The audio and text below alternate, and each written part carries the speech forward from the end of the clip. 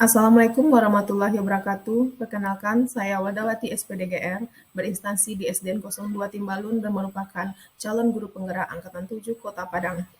Berikut ini adalah refleksi saya terhadap pemikiran Ki Hajar Dewantara terhadap pendidikan nasional Indonesia. Ki Hajar Dewantara dengan nama asli Raden Masuwardi Suryodiningrat dikenal sebagai Bapak Pendidikan Nasional sekaligus pendiri Taman Siswa.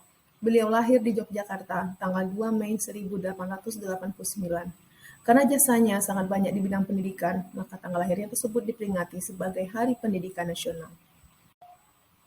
Intisari pemikiran Ki Hajar Dewantara. Pendidikan dan pengajaran merupakan usaha persiapan dan persediaan untuk segala kepentingan hidup manusia, baik dalam hidup bermasyarakat maupun hidup berbudaya, dalam arti yang seluas-luasnya. Di antaranya yaitu beradab, memerdekakan manusia, mandiri, dan sesuai dengan kodrat. Dalam hal ini, Ki Hajar Dewantara mengingatkan pendidik bahwa pendidikan anak adalah menuntun anak untuk mencapai kodratnya, yaitu kodrat alam dan kodrat zaman. Kodrat alam berkaitan dengan sifat dan bentuk lingkungan tempat anak berada, sedangkan kodrat zaman berkaitan dengan isi dan irama di mana masa dan waktu dia berada. Hal ini berarti dalam melakukan pembaharuan yang terpadu, hendaknya selalu diingat bahwa segala kepentingan anak-anak didik, baik mengenai hidup diri pribadinya maupun hidup kemasyarakatannya, jangan sampai meninggalkan segala kepentingan yang berhubungan dengan kodrat, keadaan, baik alam maupun zaman. Sementara itu, segala bentuk, isi dan wirama, yakni cara mewujudkannya, hidup dan kehidupannya seperti demikian, hendaknya disesuaikan dengan dasar-dasar dan azas hidup kebangsaan yang bernilai dan tidak bertentangan dengan sifat-sifat kemanusiaan. Filosofi pendidikan Ki Hajar Dewantara diantaranya adalah membentuk budi pekerti, di mana keselarasan keseimbangan hidup antara cipta, rasa, karsa, dan karya yang terbentuk dari pemahaman dan kesadaran diri, serta latihan yang dimulai dari lingkungan terdekat, yaitu lingkungan keluarga. Filosofi yang terkenal dalam bidang pendidikan nasional adalah Ingarso Sungtulodo, di mana pendidik berperan sebagai teladan. Sedangkan Imadia Mangunkarso adalah memberikan semangat. Sedangkan Tutwuri Handayani adalah memberikan dorongan dan motivasi kepada peserta didik agar menjadi lebih baik lagi.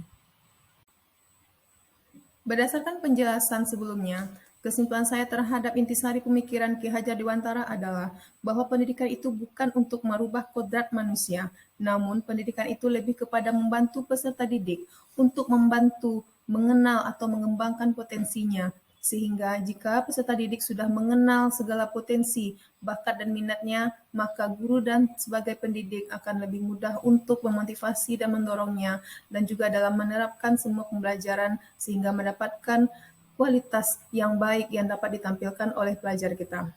Sedangkan dalam konteks sosial budaya, profil pelajar Pancasila yang merdeka artinya bukan menghilangkan jati dirinya, melainkan memperkuat jati dirinya sebagai bangsa yang memiliki adat ketimuran yang percaya kepada adat dan kebudayaan yang harus dijunjung tinggi.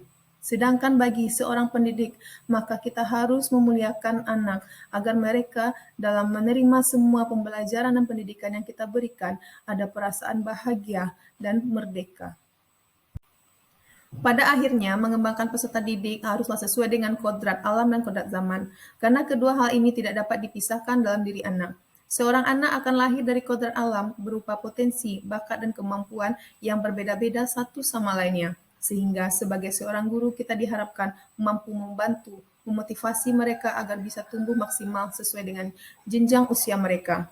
Sedangkan kodrat zaman lebih kepada bagaimana seorang guru membimbing anak agar bisa bersaing di abad 21, yaitu seorang guru harus memberikan teladan, mereka harus melek teknologi, karena merekalah yang akan memberikan ilmu tersebut kepada peserta didik. Maka ini akan terlihat pada saat melakukan atau merancang pembelajaran dengan tampilan yang lebih inovatif dan kreatif. Pandangan diri sendiri sebagai pembelajar, yaitu guru, dan pembelajar, yaitu murid, jika dikaitkan dengan pemikiran Ki Hajar Dewantara. Secara pribadi, saya menyadari bahwa saya belum maksimal menerapkan filosofi pendidikan Ki Hajar Dewantara dalam pendidikan dan pengajaran yang selama ini saya berikan kepada anak didik saya.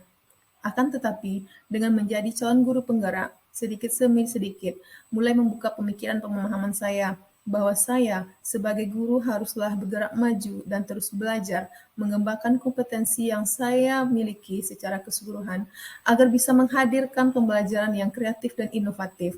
Dengan penguasaan iptek dan juga menghadirkan pembelajaran yang berpusat kepada siswa, menanamkan nilai-nilai karakter yang baik dalam kehidupannya, sebagaimana yang kita kenal dalam filosofi pelajar Pancasila, dan itu juga yang nantinya akan diberikan kepada teman sejawat, agar mereka menyadari bagaimana menjadi sosok seorang yang pembelajar sepanjang hayat, dan juga bisa menghadirkan pembelajaran yang merdeka bagi peserta didik.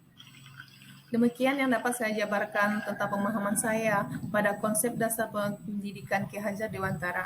Terima kasih. Assalamualaikum warahmatullahi wabarakatuh.